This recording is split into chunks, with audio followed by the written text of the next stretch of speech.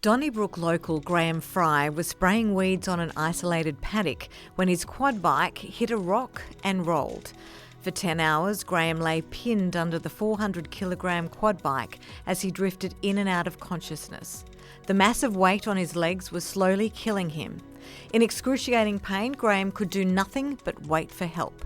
After his wife sparked a desperate search, they found Graeme clinging to life, and an RAC Rescue Helicopter was dispatched.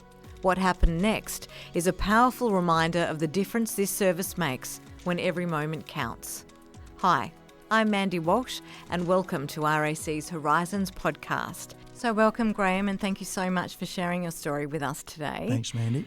If we can just go back to April 2013, what happened on that day? Like, it was just the same, started out as any other day?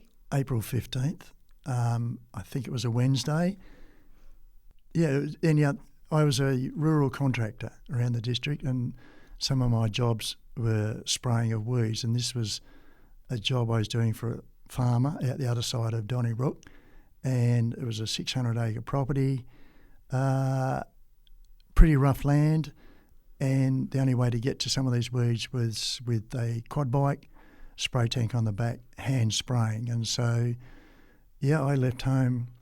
I think I went swimming in the morning at the local pool, went on from there, and for some reason, to this day, I don't know why, I told my wife exactly where I was going to be.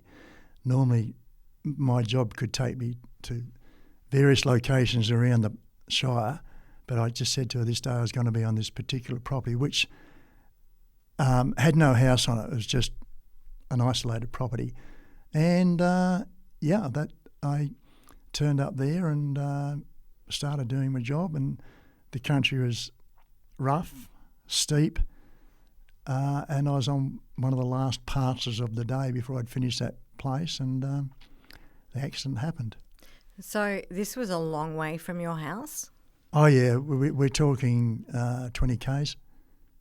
And there's nobody around, so not you're on this, someone else's property and nobody's home. There's no house on it. It was just, settled cattle yards and paddocks. And I went up this steep hill, went to turn at the top, and I think the top wheel hit a rock, which dislodged, and next thing I know, the quad bike's about to roll over downhill, and my last memory is trying to jump forward off the bike. Now, when I came to, I don't know how long after that was, I was about 15 metres down the hill. I was flat on my back on the ground, and the quad bike was on its side with the weight resting fairly and squarely on two of my legs. So this bike was something like 400 kilograms or something, but it's not something that you know how to ride it. You have been driving quad bikes probably since you were since a kid. They came out. Yeah, since so 30, you know exactly. 30 years. Yeah, okay. And it was my first accident I'd ever had with a quad bike. And literally, you're going just business as usual, going up the hill. A stone got dislodged on the top wheel, and that was enough to overbalance it sideways. And down it went. Yes, it barrel rolled down the hill, and somehow I got caught in it. And when it came to rest, I was on my back, and the quad bike was across the top of my legs. On its side, and you'd think you'd be able to just push it off. Being 400 kilos, no. And it had a spray tank on the back, so my first reaction was to reach for my phone in my top pocket to phone a friend that I couldn't. I thought, what a crazy situation I've got myself in, but I'll just phone a mate down the road and he'll come and push the machine off. Lo and behold, I reached into the top pocket, there's no phone. It just whatever happened, don't know where it was. Okay, so this was, I think, about 9:30 in the morning. Now, no one was expecting me to be anywhere apart from home that night. So I knew then that I was in for I had to wait. I was going to be waiting a number of hours. The two things, I was able to reach the lid of the spray tank and release the 70 litres of water that contained, thinking that might lighten the load. No, that didn't. I was able to reach up and take the seat off the quad bike, if you like, and undo the wiring that went to the spray tank just in case of fire risk, because obviously I had a full tank of fuel that was starting to drip. And I knew I had to remain calm and try and breathe easy and rest because I was in for the long run, and that's, yeah. Now, what went through your mind? I mean, that would have been such a terrifying experience, and to have the presence of mind to actually, release the not the fuel, chemical, but the chemicals, and to do all of that is incredible. I don't know, something kicked in. Yes, I think I let out the obligatory scream, help, knowing that no one would ever hear it. But I felt better for doing it. That's all. And then I just knew that if I'm going to get through this, there's no point panicking. Let's try and remain calm. Let's try and remain comfortable as best I could. I even got to the point, most quad bikes have a little toolkit mounted in a plastic pack, and I was under the seat. I was able to get that, and excuse me, I got the screwdriver out of that, and with one hand I was kind of try and scrape the dirt from underneath my leg to relieve the pressure and release it that way, but the dirt was too hard, so I couldn't do that. So I gave up on that. Then I put the seat behind my head so I could rest my head, and just tried to relax and remain calm. So you know that you're in for the long haul, as you said. So, how did you actually manage your own, regulate your own emotions? I think I went in and out of consciousness. I remember looking at my watch a couple of times thinking, it's 12:30, it's 2:30. I've got another 4 hours to go. What about the pain? What about the pain? Excruciating. But you try and cut it out. There was some way I was able to wiggle and pull on the steering lever that relieved some of the pain. But it was excruciating. What was going through your mind? Well, I didn't think I was in that much trouble. Okay. I didn't think I was in that much trouble. I thought, what an embarrassing moment I've got myself in. That was all. I was waiting. I was waiting to try and for someone to ring on the phone, so I might be able to locate it. I couldn't twist my head to look behind me at all, so I was unable to see up behind me where I had rolled, and I was waiting for someone to ring that day, but no one rang until it must have been about just after 6 that I hadn't turned up at home on my normal hour, and the phone rang once, twice, 3 times, 4 times. And you knew who it was? Yeah. Yeah. But then Anne, when she couldn't get me, thought, he's dropped in to have a beer with a mate or something like that. And so she rang the guy who lived down the road from where I was. No, I saw him go by this morning. I haven't seen him since. And so he volunteered to come and look for me. And he got to where I had the ute parked there, and he saw my lunch, my morning tea, still sitting on the front seat of the ute. And he thought, uh-oh. We're in trouble here. Yeah, and you come onto a 600-acre property, where do you start looking? And they're trying to find my quad bike tracks and couldn't. And they didn't know the place really well at all. And so I think at that stage he organised a local volunteer fire brigade to make up a search party. And they got together on that. And meanwhile he went off looking, it was, from memory, about 6:30, 7 o'clock. It was dark. It was just gone on dark. And see, I was lying on my back, conscious, and I could hear all this vehicle activity coming up to this property. So you knew help was on its way, yeah. but you also knew that it was like finding a needle in a haystack. Yes. And I could hear the vehicles moving, etc. And then I could hear these two vehicles moving towards me. And I'm, if you like, halfway up a hill. There was a quad bike down searching down the bottom of the hill, and a ute going across the top of the hill. I was able to reach up, turn the key on the motorbike, on the quad bike, and luckily I was able to turn the light on and off, the headlight on and off, on and off, on and off. And I think that attracted one of the search parties, and they, that's how I was found. So you're lying there critically injured and you're still able to do that?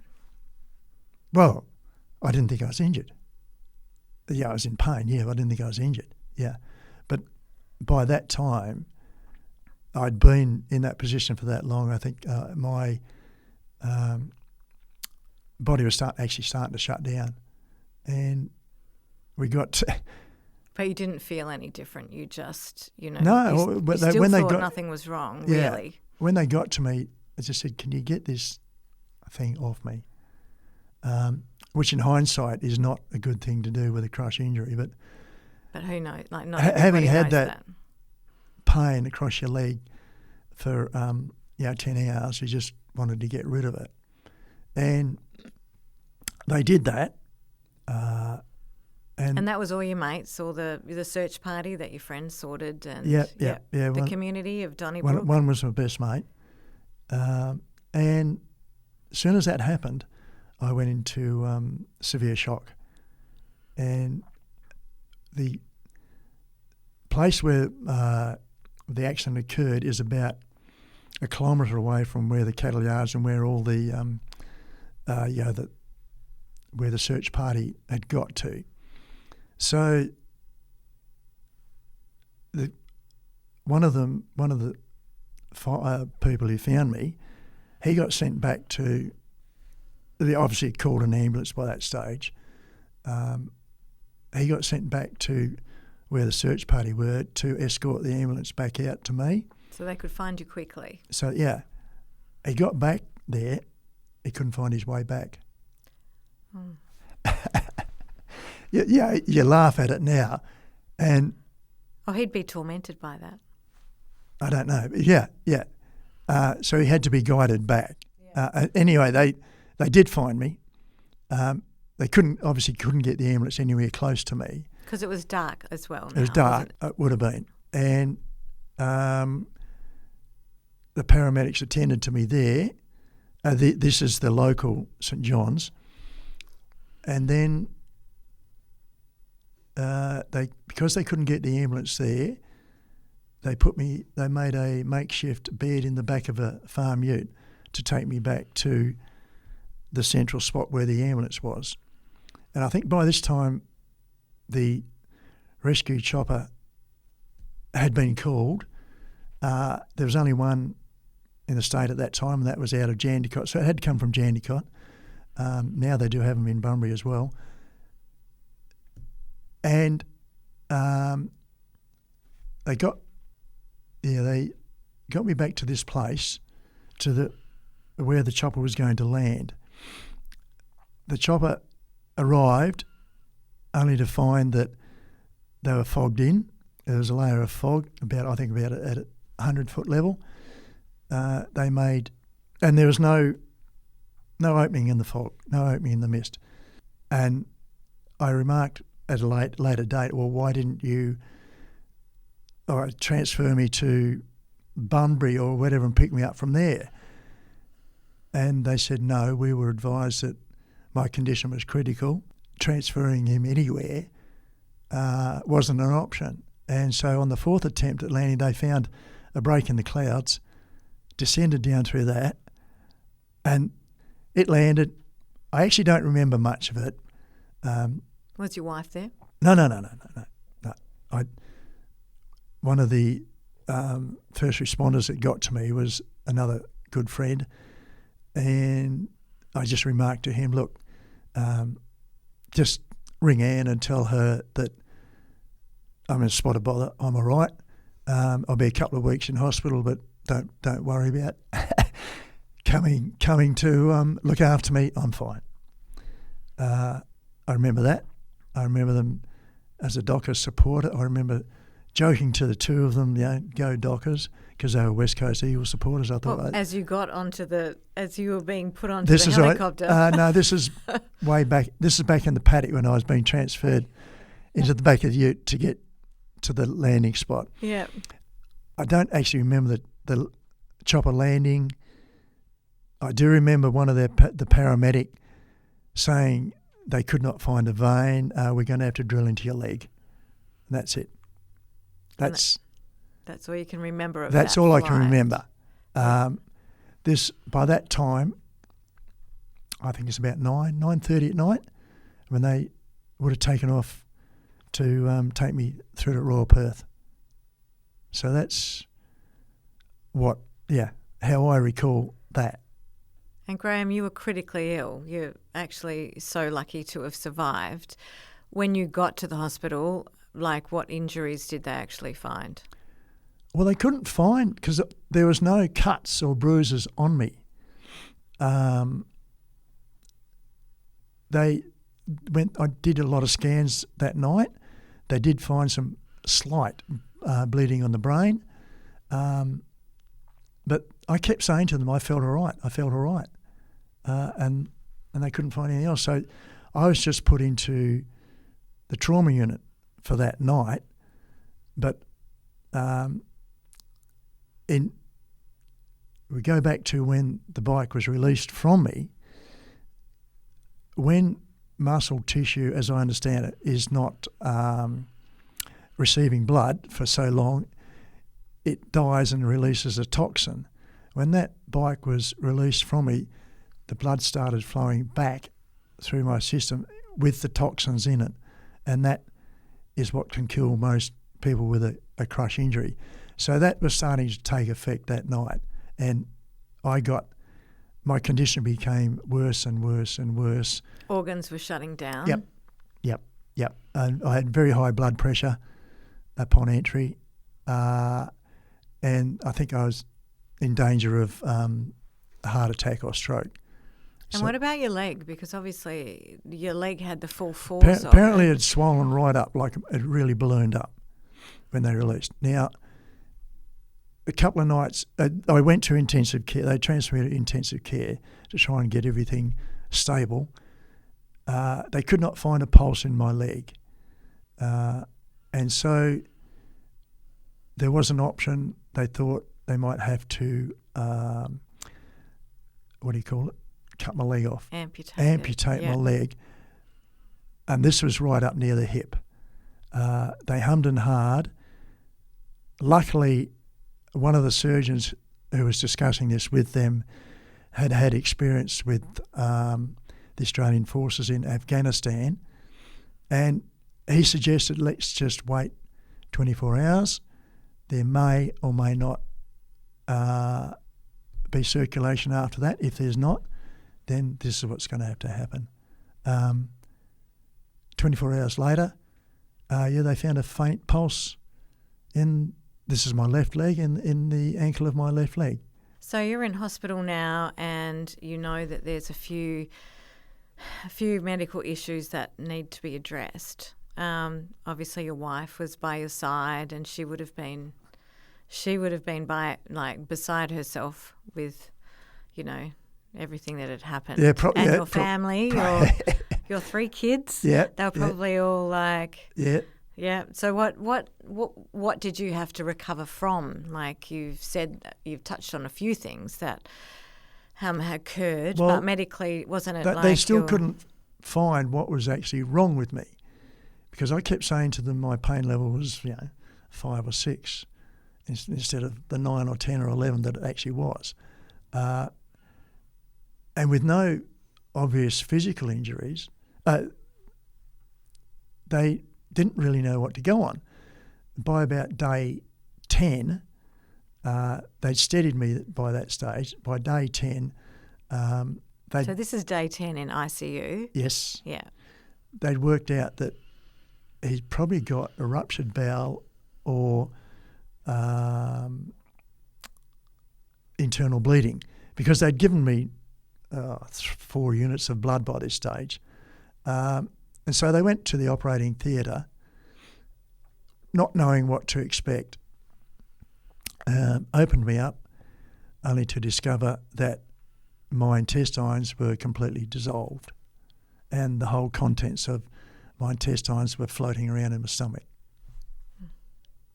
So they cleaned that out, and they were only able to save about the first 1.2 metres. Now, most people have 9 metres of intestine in their bodies to keep that, from which to extract the nutrients that you need to live. Now, I had 1.2, which obviously meant a stoma, ileostomy.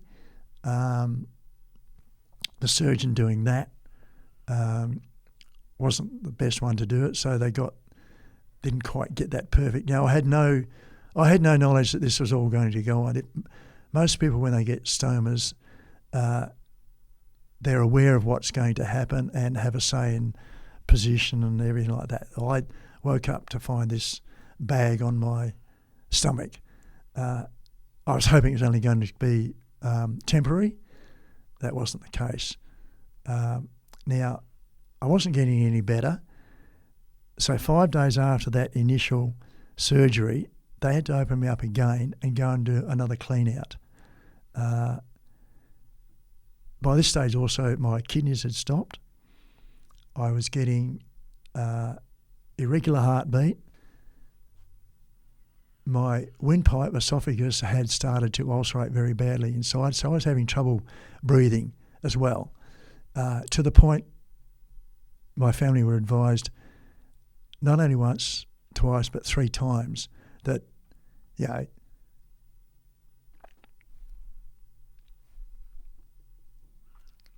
that would have been really difficult. 3 times. Yeah, obviously my family were called in 3 times. They were told, I had difficulties and I may not survive the night. So you were at Royal Perth at this time? In intensive care. Yeah. Yep. So my windpipe was severely ulcerated, so I had to have a tracheotomy. Obviously, I've been tube fed and nasal gastric tube. I had a windpipe. Frustrating thing is you can't talk. Absolutely. And I couldn't write because I was so sick, so I couldn't relay what the messages were. Very frustrating, I'd imagine, too, after a long time. Extremely frustrating. I did have physios come in and exercise me regularly. They suggested that I'm not going to get much use out of my left leg, and it may well just be, fully paralysed, which luckily didn't end up being the case. Excuse me. You managed to prove them wrong. For some reason, yes, my leg is paralysed below the knee, And you think when it's paralysed you don't feel anything, but you do. The nerve sensation is quite altered. And yet the leg it's annoying because you get this, it's like a buzzing through the leg all the time. The nerves continually going. You want to just kick your leg off. So I have to take a lot of medication, nerve medication, pain medication, obviously. And with my internal issues, it's about absorbing enough calories to sustain life without having a permanent feeding tube in you. Luckily, the human body is amazing. It did adapt somewhat, even to hospital food. Well done. But I did have to have extra parental feeding, so I had to be fed through a tube that went into went in from my shoulder through to my jugular vein, and 3 times a week I had to self-medicate a litre of fluid into me at night time. This is after I got released from hospital. But well, how long were you actually in hospital for then? Well, we'll go through this because it's quite a good story. 72 days in intensive care. Oh, wow. Before they could, And apparently my children kept asking, well, what's his condition? What's his condition? And they said, serious. But is he stable? No, we can't say that. So at no stage was I in a stable condition because, just everything was going wrong. It was just a day-to-day proposition, really, wasn't it? As I say, my kidneys had stopped, so I was on dialysis. My family got told that, well, he's going to be on permanent dialysis. You've got to try and find a spot for that. Now, Donnybrook, the nearest spot is Bunbury, but they had no spare time for dialysis there. So obviously you think, well, how? We're going to have to give up the farm and move somewhere where we have dialysis.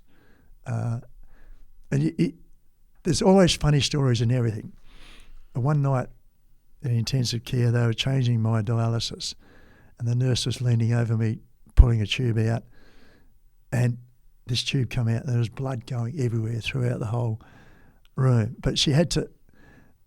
She was the only nurse on duty, so she couldn't just leave it and go and get help. Oh, she needed to put pressure. She had to put pressure on me and try and attract attention from somewhere to. And then after that, obviously they had to clean the whole ward down, clean me down, clean everything down because of the blood spattering everywhere. Yeah, there's always fun in everything. But I was and I was in isolation all the time because I had internal infection. So every time a nurse came to see me, they'd have to gown up. I'd make a request.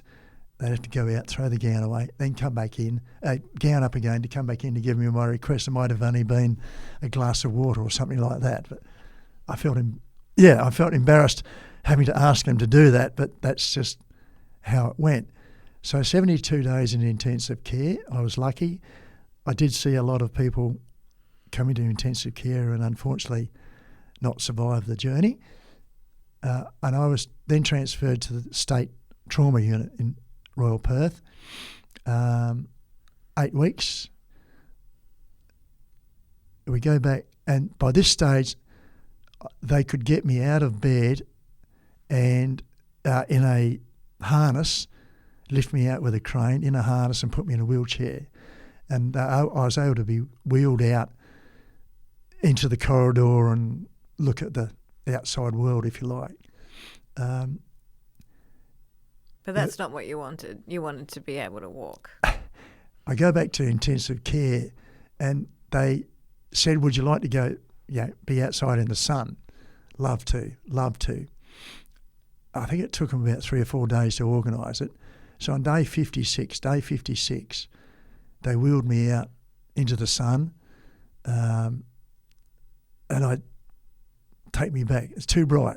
I had to send my son down the street to buy me a pair of sunglasses. You weren't used to the sun because you hadn't been outside. I had not seen the outside light for that long. And the door they sent me out was where all the smokers went too. So You needed a mask. as an ex-smoker, I did enjoy the smell of the smoke, but I didn't want to. Yeah. So it was embarrassing for them to have to, every time I wanted to get out of bed, I was unable to do it myself. Nurses were unable to help me, and I had to be put in this harness. We lifted in and out, in and out. And then they got to the stage, well, he's almost good enough to leave here, but where are we going to send him? Where are we going to send him? And they ended up putting me into the state rehab unit at Shenton Park, it was then. Yep. And they put me in with the stroke victims because they'd worked out my left leg was paralysed, my left knee was very, very weak. I couldn't stand and obviously couldn't walk. In Royal Perth, obviously the nurses had looked after me. They'd done everything. They'd emptied my stoma bag, etc., washed me. Transferred to the state rehab unit, you had to learn to all of a sudden dress yourself, which I hadn't had clothes on for that. By that stage, it was 18 weeks. Wow. And I had to learn to manage my stoma by myself. So it was a real It's a lot. quick learn. Nurses were amazing, absolutely amazing, all through my journey. The whole medical system was absolutely amazing. And I was, state where all the strokes are, and it was just intensive physio. When I first went out there, they said to me, we'll make you walk. It will take probably 3 to 4 months.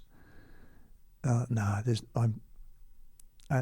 was that? That was about August. And I said, well, I'll be lucky if I'm out of here by Christmas. That was my goal, was to be home by Christmas, walking.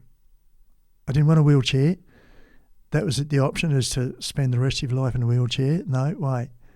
And I just 2 hours physio every day, and they eventually got me to stand with 3 nurses and 3 physios with me, one on either side and one moving my good leg step by step by step. And then I was left to try by myself, obviously with 2 crutches. Can you walk back to your room, which is about 10 paces away? Did that. And And this is all before Christmas. Yes. So and, you made your deadline. And what helped was, first of all, I got pretty upset because I didn't understand what program the physios were undertaking. And I asked them, along with a psych, can we set goals? Can we set short goals? This week, we want you to achieve this. Next week, we want you to achieve such. And that's what we did. Every week, we had a goal to set. You want to walk 20 paces, or you want to... They were still wanting me to learn how to operate a wheelchair, just in case. So, we need you to go up such and such a ramp by the end of the week. And that's... So what I say today, on anything you do, the big picture will fall into place by these short goals, these short-term goals. Work on those short-term goals one at a time, and everything will fall into place. And that's what you did, and you obviously walked out. I walked out in November, 13 and a half weeks after I went in. Yes, I couldn't walk properly. I was obviously on 2 crutches, and I was extremely thin and weak, but I did. I walked out. And your family must have been extremely proud of you. And your wife. I bet your wife was with you the whole way. She missed 2 days out of the 2. That's what I mean. She was with you the whole way. Yeah. And look, it was very hard on her too, because she'd be with me during the day, and she'd have to go home at night the places she was staying was either with some of my kids or she's looking after a house for friends. So she'd go home to an empty house at times. So that would have been hard. But we did it. And as I say, 209 days later, she drove the car up and I hopped in. And it didn't end there, did it? But I also have to pay special tribute to a lot of people in Donnybrook, because whilst all this was going on, there were people looking after the house, looking after the garden, doing so. Anne's job was less stressful than what it might have been. The people in Donnybrook were baking and sending up food. What a lovely community. And, in return, if you give to the community will give to you in your hour of need. And that was the case. From then, the local physiotherapist I saw on a weekly basis. When I come out of hospital, as I said before, I was still on this additional nutrition.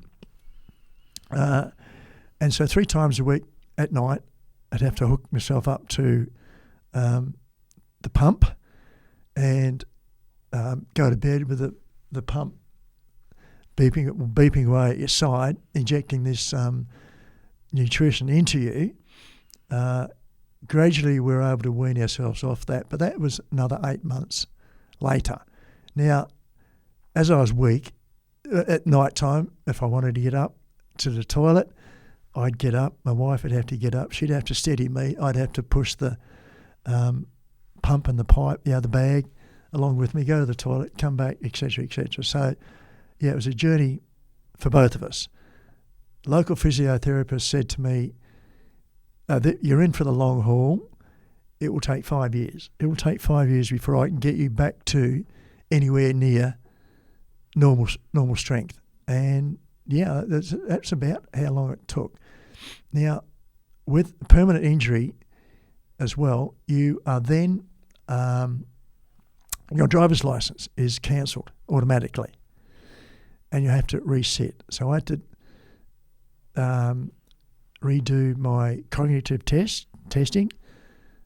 I had to redo my theory test and a practical driving test. Well, that would have been difficult because you were still learning how to reuse your leg. Yeah, I had, instead of flexing your ankle, I had a brace on that was steady, that held my ankle in position. So I had to, for the clutch, and I wanted a clutch. I didn't want an automatic. I had to learn to lift my knee up and down to press the clutch in and out. I did that in a manual car. I got my manual licence. Prior to my accident, I had a heavy rigid licence. I wanted that back, so I did that as well. Amazing. And just because I wanted to learn how to drive road trains, heavy combination, and I did. Congratulations. I've never driven one, but I do have the licence to drive one. And I went, and this is on a manual. So I was able to adjust my foot to do that. There's probably a lot of other things you had to adjust as well when you got home in terms of, your day-to-day business. You probably couldn't do that anymore, and you already had a big property, so you probably had to work out, how you were going to manage that. What happened? How did you? Right, sure. For my things? Contracting business, I obviously I couldn't work full time. I could not work full time. I didn't have the physical strength. And so I had to give that up, sell the gear. We go back to the date of my accident. I'd had finance approval to buy a lot of machinery, which would have doubled the capacity of my business. That night, I was going to see the machinery agent to sign up for the finance to expand my business. Yeah, luckily that didn't happen. So anyway, we folded up the contracting business. my family have been living in Donnybrook on the same farm for over 110 years at that stage, and it was divided into 3 separate farming units, of which I had one. And so I leased the land out to my cousin. Obviously, I was unable to work, so living day-to-day expenses were an issue. Leasing your land doesn't pay your day-to-day expenses, so we had to find a source of income. I didn't have land to sell as such because, as with a lot of farming properties, I own shares in the land holding company, of which there were uncles, aunts, cousins, etc. It's not something you can sell on the open market. Yeah. So I had to borrow, if you like, against my future asset base. All the people on the farm have been starting the process of dividing, farm succession, and we're halfway through that process. But yeah, it still took another 7-8 years from that date of my action until we were able to get land in our own title for them to finally give us some financial stability, etc. So yeah, it's been a battle. When faced with problems, you work a way around them, and well, you certainly have. Well, you have to. You could, you could be interviewing me now, sitting in a wheelchair, blah blah blah. But that's not me. That's not me. I don't want it to be like that. I've got a father who's 98. I've got an aunt who's 103, and she's as bright as a button. Longevity's in your genes. I want to get to that stage. I want to get to that stage. Will I? I don't know. But yeah. So in terms of your rescue, because really if they hadn't have gone down for the 4th landing, it might have had a different outcome. It may well be a very, very different story. Yeah. And that, I'm forever grateful for that, for their ability, the skill of the pilot, and the sense of urgency that they had to be able to do that extraction. So, Graeme, you met the crew that rescued you sometime after the accident? Only the paramedic. Unfortunately, the pilot wasn't available, but yes, the paramedic remembers it to this day. Obviously, they must do hundreds and hundreds of rescue missions, but no, he remembered it. Yeah. Not necessarily because of my injuries, but because of the dangerous landing that they had to do that day. You have this amazing story of courage and survival and endurance. What message have you got for everyone else out there that might be, going through some hardship?